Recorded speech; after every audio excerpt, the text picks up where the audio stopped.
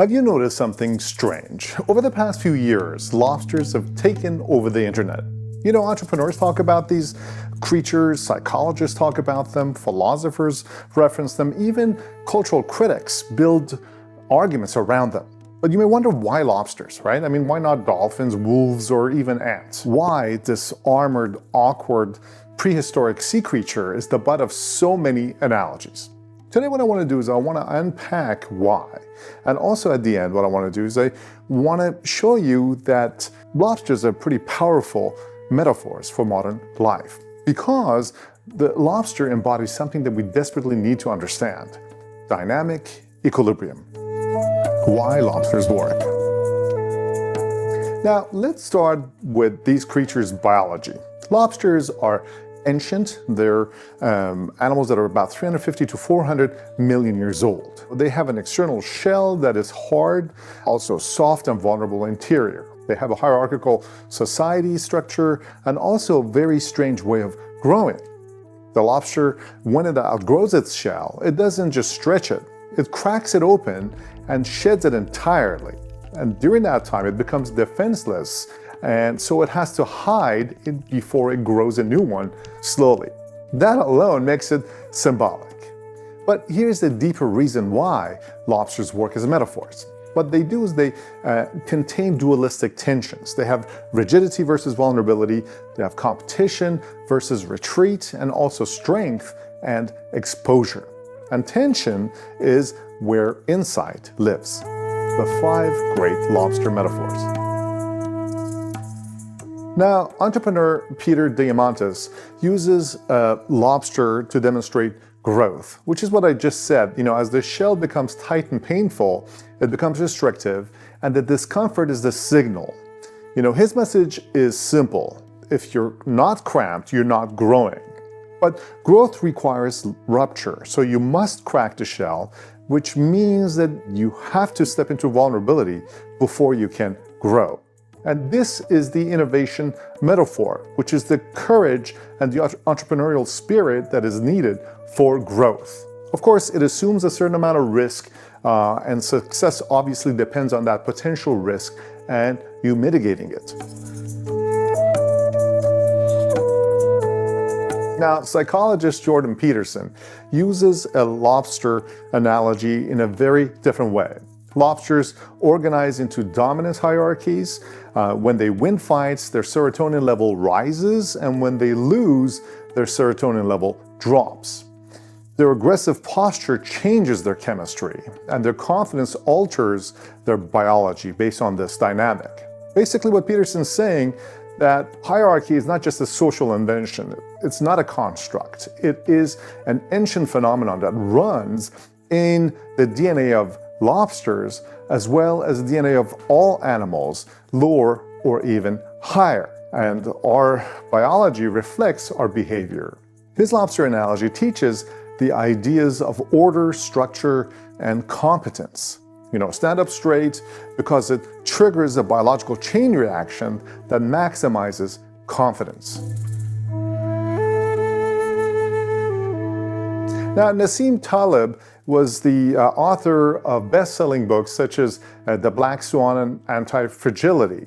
Antifragility describes 3 kinds of systems. The fragile systems are the ones that break under stress. Then you got the robust systems that resist stress. Lastly, you have the anti-fragile systems, and those are the systems that benefit from stress.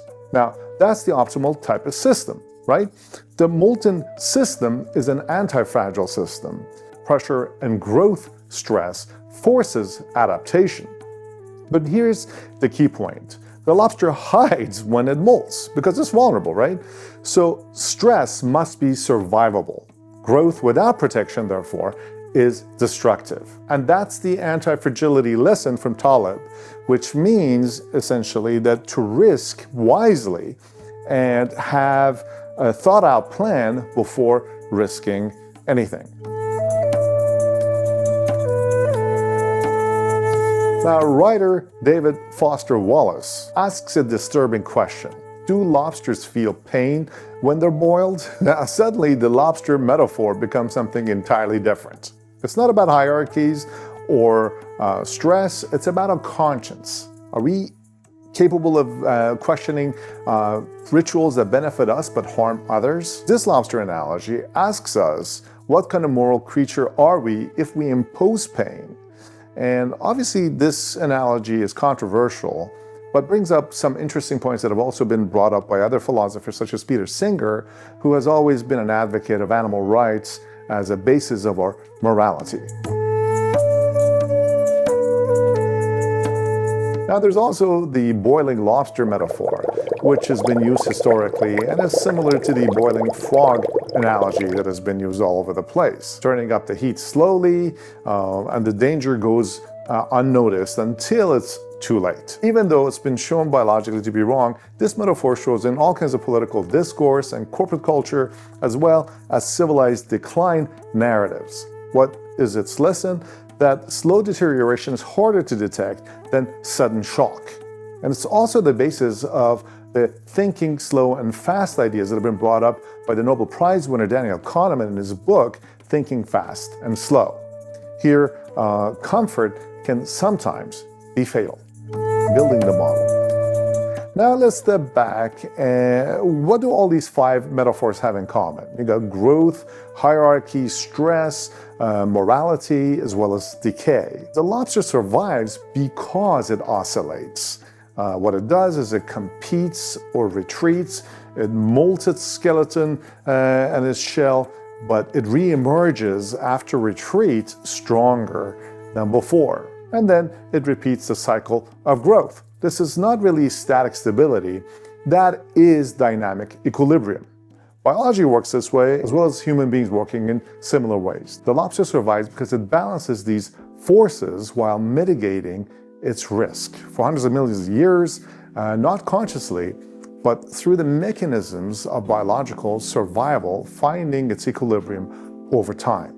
Now, maybe the internet didn't randomly choose lobsters for this metaphor. Maybe we're drawn to these creatures because they embody the tensions that we all feel subconsciously as living beings. You know, competition versus cooperation, armor versus vulnerability, as well as stability versus change. Now, the lobster teaches us something deeply moderate, in my opinion, that moderation is a dynamic, ever-evolving force, that sometimes it requires cracking your own shell out of the comfort and into retreat, and then rebuild and reemerge, come back stronger than ever. I'm Nasseh, and this has been a Radical Moderate Exploration. See you in the next video.